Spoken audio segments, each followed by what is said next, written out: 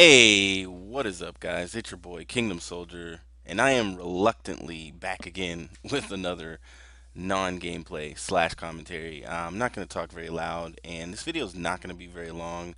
You can see by Twitter up in the corner that Parasite, after a week and a half on OpTic Gaming, after picking up 30,000 or 40,000 followers on Twitter, after picking up more subscribers on YouTube, has decided that the OpTic life is not for him.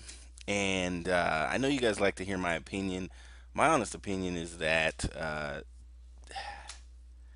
I didn't want anything like this. My channel has grown recently, exploded off of all this roster mania and roster mania 2 and all this kind of stuff. I mean, you can look at it, and the growth I've had has coincided with people with big names making big decisions and changing teams. And this is, in my mind, this is actually unfortunate. I mean, I was looking forward to us going into COD champs, about to experience some of the best Call of Duty we've ever seen because of the rivalries that were created with all of these roster changes. And Parasite basically has been saying that the OpTic, it's just not his thing, but he has nothing bad to say about them. And it's funny because Denial Complex, or formerly Denial Complex, has been retweeting all day just crazy stuff. And when this all started, it was this little tiny rumor that was bubbling up in an eights game, and then it became real. And it looks like Study has been dropped from LV. So my guess, and I keep retweeting so that I don't miss it for you guys, but my guess is that Study is, he's off of Curse LV so that Parasite can get his spot back. And I feel bad for Study, but most importantly, I feel bad for competitive Call of Duty. And I've already said this before. I have a whole video about how to fix these problems.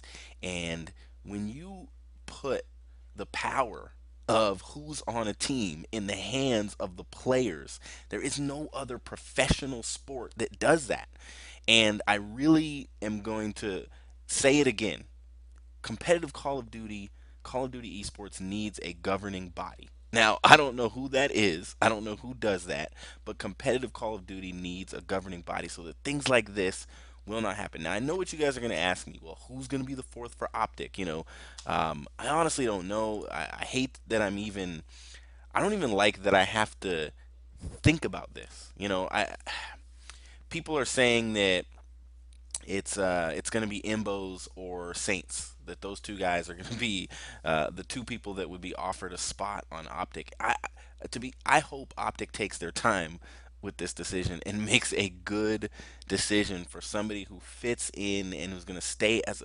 We've seen the two teams that have been the most consistent with their rosters, which is NB and OpTic. They've switched like one player here and there over a couple years. We've seen those two teams make more roster changes in the last 2 months than anybody else, and as a result, all the whole slew of other teams, everybody in competitive Call of Duty, basically sits there and is like, okay, well, I guess we got to wait for OpTic to pick somebody up because they might steal one of our players. And I hope somebody mans up at some point and says no to OpTic Gaming and says no to Team Envious. And I love both of those teams, but this is getting crazy. It's out of hand. And you guys put your comments in the, below, and when OpTic picks up somebody, I'll make another video. Hopefully that's tomorrow because this is just I guess Roster Mania 3 has begun. This is your boy Kingdom Soldier, and I'm signing off. Peace.